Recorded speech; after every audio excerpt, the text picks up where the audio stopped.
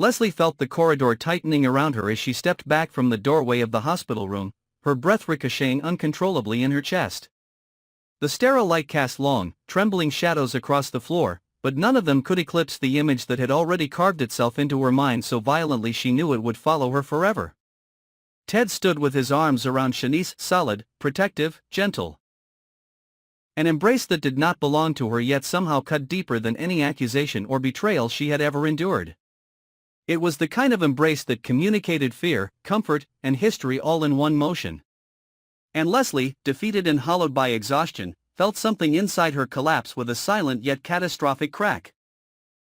She wanted to move, to flee, to disappear into some empty corner where she could unravel quietly without the world witnessing her fall apart, but her legs felt anchored in place by the weight of everything she had been trying to hold together for months.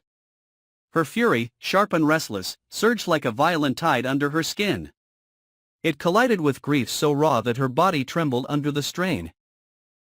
She longed to deny what she had seen, to convince herself it was harmless, that it meant nothing, that Ted had only lost his balance and Shanice had simply caught him, but the truth throbbed mercilessly beneath those excuses. Ted had held Shanice in a way he no longer held her. Something poisonous began to bloom inside her chest. Jealousy, dark and acidic, crawled upward with each shaky breath she took, and soon it became impossible to separate that jealousy from the deeper wound beneath it. What she saw was not merely an embrace, it was a reminder of every moment Ted had chosen distance over connection, silence over honesty, avoidance over confrontation. She remembered the nights he came home late, the mornings he avoided meeting her eyes, the quiet tightening of his jaw whenever she pressed too close to questions he didn't want to answer. She had tried to dismiss those signs, burying them under the hope that he was simply tired, stressed, overwhelmed. But now the truth sat exposed in front of her, stark and unignorable. Her vision blurred as the first tear escaped, tracing a slow line down her cheek. She brushed it away with a bitterness that surprised even her. Crying felt weak, crying felt like surrender. Yet the tears continued to fall despite her attempt to restrain them. They came not just from heartbreak but from a suffocating cocktail of humiliation, anger, and the brutal awareness that she had lost control over her life long before this moment. The hospital walls felt too narrow, too pale, too revealing. She wanted to scream, to shatter something just to make the outside world reflect the turmoil ripping through her. For a brief moment, she wondered how long it had been happening behind her back. How many times Ted and Shanice had shared these secret, quiet moments while she stood on the outside, believing in something that had already begun to disintegrate. The thought shook her violently. It wasn't just jealousy, it was betrayal, or at least the implication of one. Even if nothing physical had happened before now, the emotional shift was undeniable. Ted had turned toward Shanice, not her. She wasn't his source of comfort anymore. The shame cut deeper than the rage. She hated that she cared this much, that her self-worth had tangled itself so tightly around Ted's choices, that the sight of him holding another woman could reduce her to a trembling ruin. She had always prided herself on her strength, her independence, her resilience. Yet here she was, falling apart in a hallway, reduced to a fragile shell by a single silent moment she was never meant to witness. Leslie backed away slowly, her fingers trembling as they touched the wall for support. She could feel her heartbeat pounding painfully in her ears, drowning out the muffled sounds of nurses moving through the ward. She needed air, fresh air, cold air, any air that wasn't heavy with the scent of antiseptic and emotional suffocation.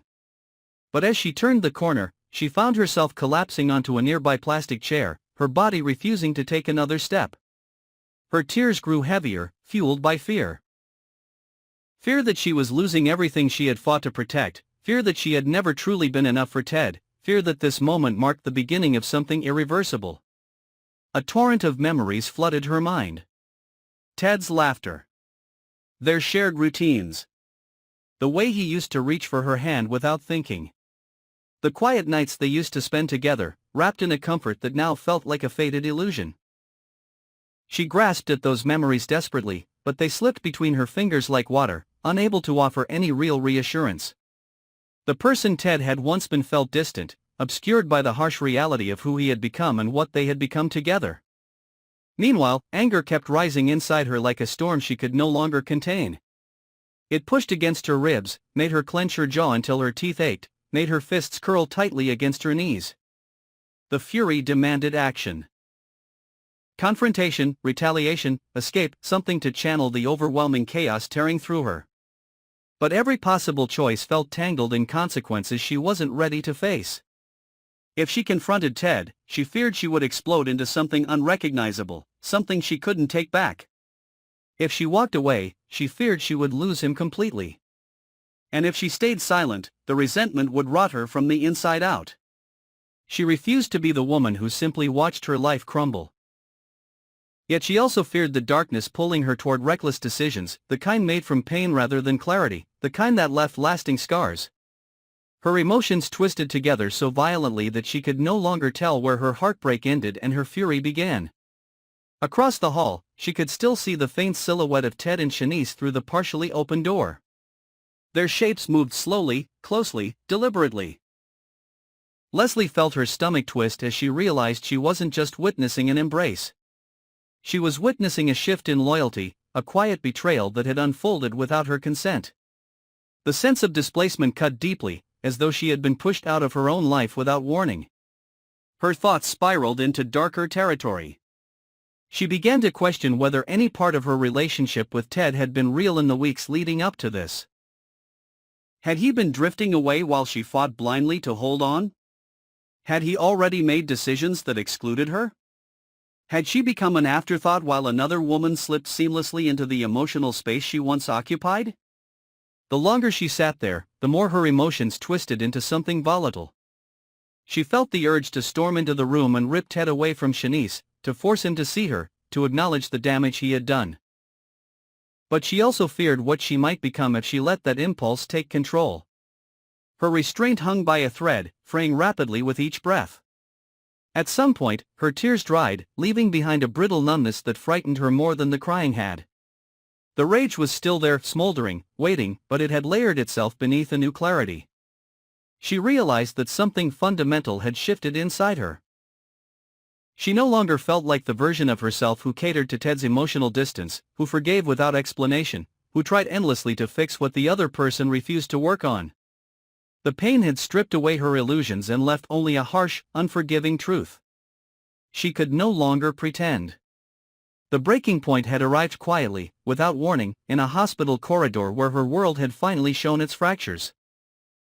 And though she still shook with the weight of it, she understood finally that her next steps would define her more than anything Ted or Shanice could ever do.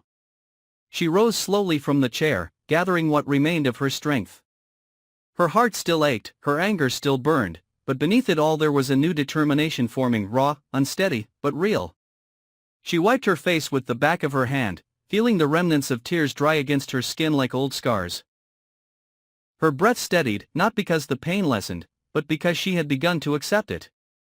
The hallway stretched before her, uncertain and dim, but it was hers to walk.